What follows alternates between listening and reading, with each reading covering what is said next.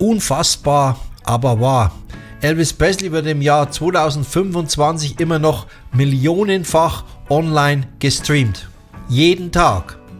Was steckt hinter diesem Streaming-Phänomen? Warum ist der King of Rock'n'Roll nach fast 50 Jahren seines Todes immer noch so populär, auch in den Online-Diensten?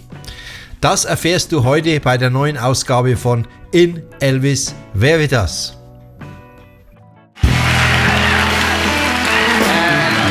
Here's Elvis Presley.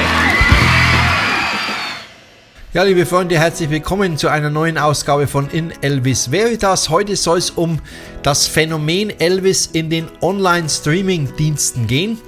Bevor wir aber zu diesem Thema kommen, möchte ich nochmal auf das Festival in Bad Nauheim eingehen, das ich letzte Woche vorgestellt habe. Bei mir zu Gast ist jetzt Petra Michel. Ich habe mit ihr ein kleines Interview geführt, was sie auch zum Elvis Festival in Bad Nauheim beiträgt.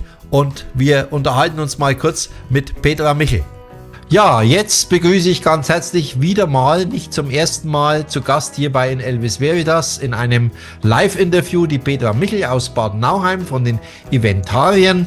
Und wir sprechen ein bisschen über das, was jetzt uns im August erwartet. Bad Nauheim, die Elvis-Stadt schlechthin, und der August 15. bis 17.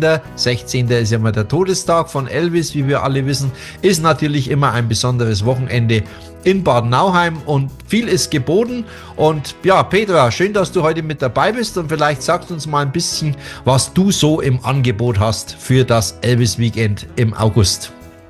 Hallo Gerd, ich bedanke mich herzlich bei dir, dass ich wieder mal dabei sein darf und berichte gerne das, was wir als Eventarier geplant haben. Wir sind am 14. August, also einen Tag vor dem Festival, sind wir mit Nils Straßburg and the Roll Agents, mit seiner neuen Mannband, sind wir in der Dankeskirche. Das haben wir schon mal vor 2 Jahren gemacht, aber jetzt mit einem ganz neuen Programm mit Elvis 90. Ja, wird eine schöne Sache. Da freuen wir uns schon drauf. Nils Straßburg ist ja kein Unbekannter in der Elvis-Szene. Vielleicht kannst du aber trotzdem den Zuschauern jetzt, die mit dem Namen vielleicht nichts anfangen können, ein bisschen was über Nils erzählen. Ja, Nils Straßburg ist vor Jahren ausgezeichnet worden von Time Warner aus Amerika, ausgezeichnet worden mit Deutschlands bester Elvis-Interpret. Seitdem darf er diesen Titel tragen und ist seit einigen Jahren, jetzt 1,5 oder 2 Jahre, ist er jetzt richtig Profi und auch bei Semmel unter Vertrag, und dementsprechend macht er große Tourneen, hat also dieses Jahr eine Frankreich-Tournee hinter sich, eine Österreich-Tournee und eine Deutschland-Tournee.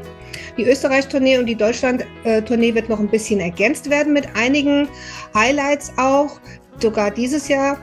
Und hat auch in Zukunft noch Planungen in Europa, weitere Konzerttourneen, und im nächsten Jahr gibt es auch noch Überraschungskonzerte, wo er dann auch noch weltweit auftreten wird. Also ein Künstler, der sehr bekannt ist, der auch an Elvis Geburtstag auch mehrfach im Fernsehen zu sehen war mit Interviews, und eigentlich, und ein ganz, ganz netter, sympathischer auch, der super nett mit seinen Fans umgeht und ein ganz, ganz bodenständiger Mensch ist. Ja, das habe ich auch schon öfter gehört, und ich habe auch gesehen, dass er tatsächlich im Fernsehen war im Hinblick auf Elvis 90. Geburtstag, den wir in diesem Jahr feiern durften. Ja, und ich bin gespannt, was mich da erwartet. Wann genau werden die Veranstaltungen sein mit Nils?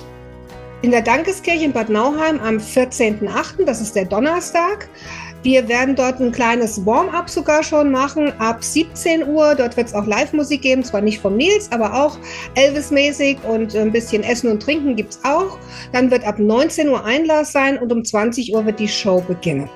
Wie immer wird es auch eine kleine Aftershow-Party, wo man hinten nach mit Nils Kontakt aufnehmen kann, und ja.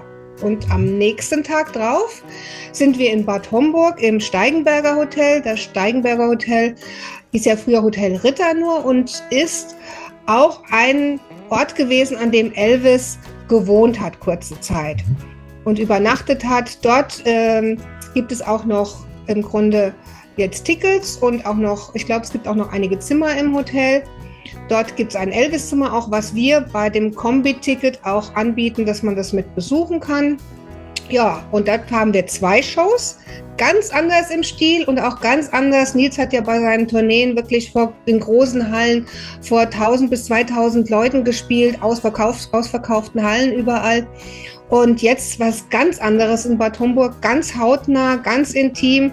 Die erste Show wird sein mit Filmhits und ein bisschen Bluesrichtung von 19 bis 21 Uhr und dann von 22 Uhr bis 0 Uhr, da geht es ja Richtung Todestag vom Elvis, da wird es dann die Balladen geben und ein bisschen unbekanntere Hits, die man sonst eigentlich nicht so viel von Elvis hört. Das klingt sehr spannend und sehr interessant. Und ist ja auch dann eine interessante Location, wenn es Hotel ist, also auch ein Elvis-Hotel sozusagen, ein Hotel, in dem Elvis bereits war. Ist natürlich für uns Fans immer was Besonderes. Wir kennen ja alle auch die Villa Grunewald in Bad Nauheim. Das heißt nicht alle, aber die schon in Bad Nauheim waren. Ist immer ein besonderes Erlebnis, wenn man an so einer geschichtsträchtigen Stätte sein kann. Ich denke, wir freuen uns alle schon riesig drauf, aber du hast, glaube ich, noch für den Herbst noch was anderes geplant. Da können wir uns zwar später mal ausführlicher unterhalten, aber einen kleinen Ausblick für unsere Zuschauer können wir, denke ich, schon mal geben. Was steht da an, Petra? Ja, natürlich unser Partner Steven Pittman. Mit ihm gemeinsam haben wir im letzten Jahr schon eine tolle Show gemacht, oder mehrere Shows sind es ja eigentlich.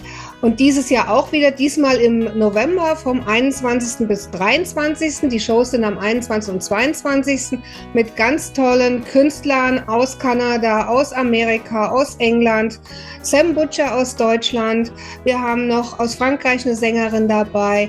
Und ja, das wird wieder ein ganz tolles Weekend. Wir machen auch ein bisschen Rahmenprogramm außenrum und außerdem wird Charles Stone, der Tourmanager vom Elvis, mit dabei sein. Oh. Aber ich denke, da berichten wir nochmal speziell drüber, genau, dass man die einzelnen Künstler auch kennenlernen kann, die dann dabei sind. Ja, genau. Da momentan konzentrieren wir uns auf Nils, da ist ja auch gerade Bad Homburg, wo das ganz intim sein wird mit nur 5 Mann aus der Bühne. Das wird wirklich auch was ganz Besonderes werden. Okay. Ja, wunderbar. Dann freuen wir uns darauf jetzt erstmal auf den August und den Herbst behalten wir schon mal im Hinterkopf. Ich war ja auch schon bei jetzt, glaube ich, 2 deiner Veranstaltungen und ich muss sagen, waren immer super, auch super organisiert und freue mich schon wieder, wenn ich da wieder mit dabei sein darf. Genauso wie natürlich in Elvis Veritas auch vom 15. bis 17. August in Bad Nauheim zu Gast sein wird. Das habe ich letzte Woche bereits im Video genannt. Gut, Petra, vielen herzlichen Dank, dass du dir die Zeit genommen hast für dieses kleine Gespräch und dann sehen wir uns alle früher oder später im August oder spätestens im November, wie auch immer. Ja, ich danke dir und grüße alle Elvis-Fans. Das werden wir ausrichten an alle Fans. Danke, Petra Michel. Tschüss. Tschüss. Ja, soweit das Gespräch mit Petra Michel und ich hoffe, wir alle sehen uns auch in Bad Nauheim beim European Elvis Festival oder auch bei Nils Straßburg, egal wo ihr seid. Kehren wir zum Thema zurück. Alleine auf Spotify bringt es Elvis auf insgesamt über 10 Milliarden Online-Streams. Auf YouTube sind es 3,1 Milliarden Videoaufrufe und auf anderen Plattformen wie Apple Music oder Amazon sind es noch einmal geschätzt etwa 6 Milliarden Aufrufe. Das macht in der Summe wirklich eine unglaubliche Zahl von 19,7 Milliarden Streams weltweit. Tendenz übrigens steigend. Und das bei einem Künstler, der vor 71 Jahren oder wenn man die Probeplatte mit dazu rechnet, vor 72 Jahren seine ersten Songs aufgenommen hat. Schauen wir uns nun einmal die einzelnen Plattformen etwas genauer an und ich beginne mit Spotify. Elvis kommt auf Spotify auf über 23 Millionen Hörer. Der meistgehörte Song bei Spotify ist übrigens Can't Help Falling in Love, der es insgesamt schon auf über 1,1 Milliarden Streams gebracht hat. Kommen wir zu YouTube. Auf YouTube gibt es ja einen offiziellen Elvis-Kanal und der hat bereits über 4 Millionen Abonnenten. Top-Videos auf dieser Plattform mit teils Hunderten von Millionen Aufrufen. Schauen wir uns noch Amazon, Apple und weitere Streaming-Dienste an. Dort kommt Elvis noch einmal auf zusätzliche Milliarden von Plays und Elvis ist auch regelmäßig in populären Playlists vorhanden. Und liebe Freunde, man muss sich vor Augen führen, das ist nicht irgendeine Nostalgie am Rande, sondern das ist eine aktive, aktuelle Nachfrage über alle Altersgrenzen hinweg. Ja, welche Elvis-Songs haben denn die Welt bewegt? Schauen wir uns mal an, welche Songs bei Spotify am meisten von Elvis angeklickt wurden.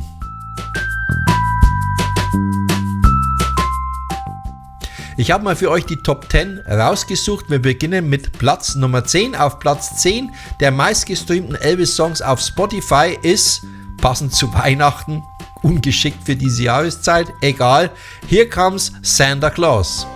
Dieser Song hatte bisher um die 199 Millionen Aufrufe ungefähr. Here comes Santa Claus, riding down Santa Claus Lane. Kommen wir zu Platz 9. Auf Platz 9 landet die weltberühmte Elvis-Ballade In the Ghetto mit etwa 207 Millionen Klicks. In the ghetto. Kommen wir zu Platz 8, ein weiterer ganz berühmter Elvis-Song, eine Ballade ebenfalls, Always on My Mind, mit 229 Millionen Aufrufen. You were always on my mind. Auf Platz 7 folgt A Little Less Conversation, übrigens der JXL Remix aus dem Jahr 2000, mit etwa 244 Millionen Aufrufen. Kommen wir zu Platz 6, dort finden wir den Rock'n'Roll-Klassiker Hound Dog mit etwa 296 Millionen Klicks. You ain't nothing but a hound dog, you're crying all the time. Auf Platz 5 kehren wir wieder in die Weihnachtszeit zurück. Der Elvis-Klassiker aus dem Elvis Christmas-Album Blue Christmas mit etwa 453 Millionen Aufrufen. I'll have a blue Christmas. Auf Platz 4 der vielleicht großartigste Elvis-Song der 1970er Jahre, Burning Love mit etwa 459 Millionen Aufrufen. Lord Almighty, I feel my temperature rising. Wir kommen zu den Top 3. Auf Platz 3 finden wir den Klassiker aus dem Jahr 1969, Suspicious Minds mit etwa 565 Millionen Klicks. We can't go on together with suspicious minds. Platz 2 geht noch einmal zurück in die goldenen Rock'n'Roll-Jahre ins Jahr 1957, der Jailhouse Rock mit etwa 616 Millionen Aufrufen.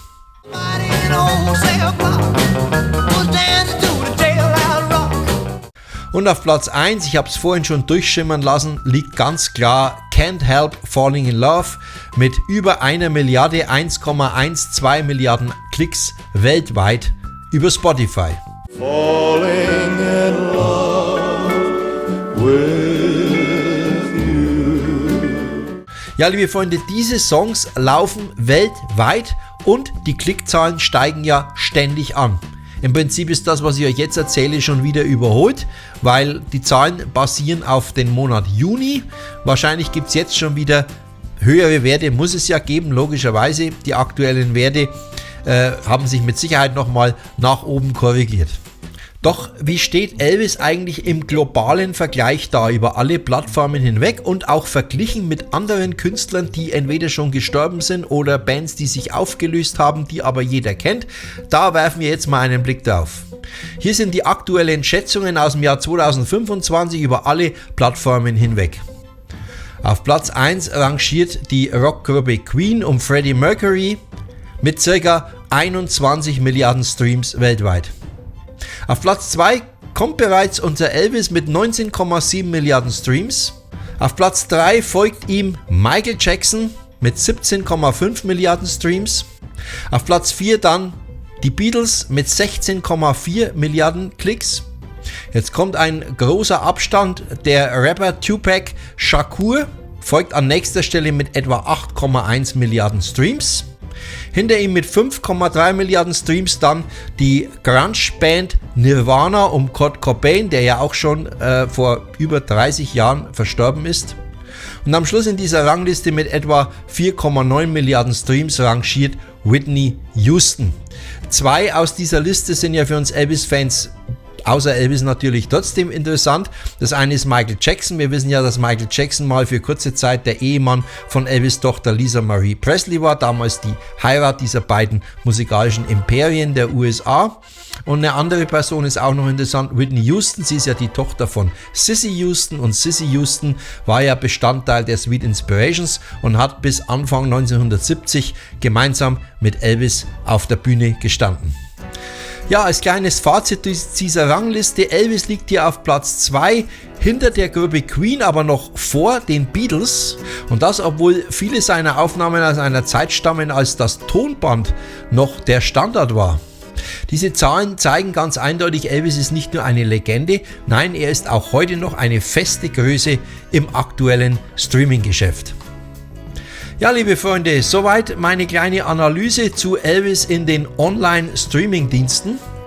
Die Zahlen, liebe Freunde, lügen nicht. Elvis lebt nicht nur in unseren Herzen, er lebt auch in unseren Computern und er ist Bestandteil von Millionen von Playlists auf der ganzen Erde. Falls du diesen Kanal noch nicht abonniert hast, jetzt wäre ein guter Zeitpunkt dafür. Über ein Gefällt mir freue ich mich natürlich auch wieder sehr und schreib mir unbedingt in die Kommentare, welcher Elvis-Song ist der von dir am meisten gestreamte Elvis-Song, ob im Auto oder auf dem Handy oder auf deinem PC. Welcher Elvis-Song läuft bei dir in Dauerschleife? Würde mich brennend interessieren. Schreibt es unten in die Kommentare rein. Soweit für die heutige Episode. Toll, dass ihr wieder mit dabei wart. Ich wünsche euch eine gute Zeit. Wir sehen uns nächsten Sonntag oder wann immer ihr das Video anguckt, wieder. Bis dahin, bleibt wie immer gesund, Gott befohlen. Ciao und Servus, euer Gerd. Long live the King. You like that, huh?